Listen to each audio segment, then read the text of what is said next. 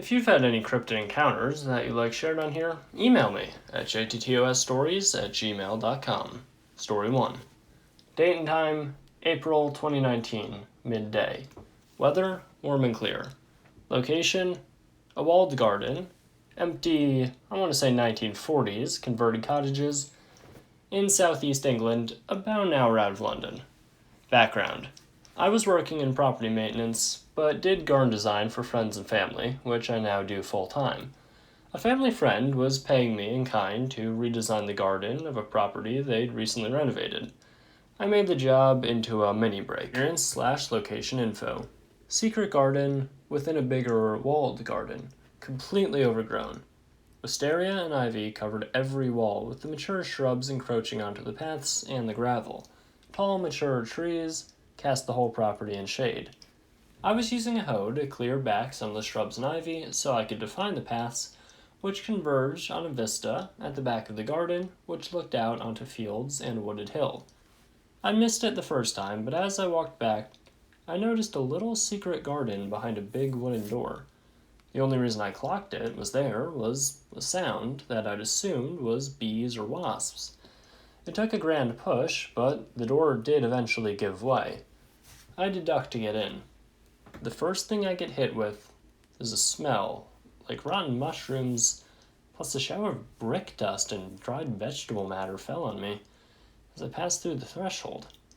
The little private garden was about 12 feet by 20 feet, walled in red brick with a yew or box hedge at the back. The first thing I see in front of me is a load of pots of varying sizes filled with dead shrubs and various weeds, such as ivy. I'd expected to see a beehive or something, so I was looking left and right, and that's when I saw this thing. There's a big old beech tree with a stone bench in front, and on it was what looked like a big swath of ivy, saplings, or canes in an upright mass bundle. At this point, I realized whatever are nesting on this bundle aren't bees. I don't know what they were, but they looked more like beetles.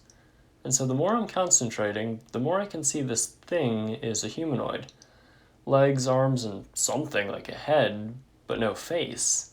And the proportions weren't human. If I had to guess a height, maybe 6 feet. 5 or 10 seconds later, the stick man starts moving. Gets up just like a person, and it must have been 2 or 3 seconds, it pushed off away from me and in the direction of the hedge. I can't truly convey just how terrified I was in that moment when the penny dropped and I registered what I was looking at. Instinct just took over at that point, and while I don't recall a huge amount, I do remember that my heart jumped into my mouth and I nearly threw up. So I'm waving my hand out back behind me to the doorway, and as soon as I felt the brickwork in one motion, I ducked out into the main garden and hurried back to the house. It took me 20 or so minutes to compose myself, during which time I typed out a few text messages about what had happened, which I didn't send while looking out at the garden from the conservatory. I was going over what it could have been, trying to calm down and rationalize. Later, I tentatively returned, having convinced myself that it was nothing. I can't quite recall what I'd rationalized it as at the time, but I had an idea. It had been a deer or some animal which had made a den there. But I knew this wasn't the case, and checking the garden confirmed this. The hedge at the back was solid. I used a hoe to try and find a hole, to no avail. The mass that made up the humanoid was gone completely, no vines or twig pile left. The insect swarm that I saw covering the thing had dispersed.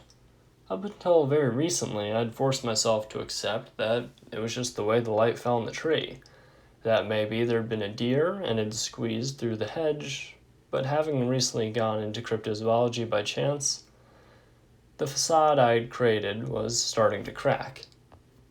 To this day, I'm still not quite sure what I saw. Witnesses? None. Story 2. This all happened in Western Germany, and what you're about to hear is the genuine truth. It all started with a horrible animal screaming sound outside my house at night, which I already compared to all wildlife animal sound records from zoology institutes, but nothing comes close to it.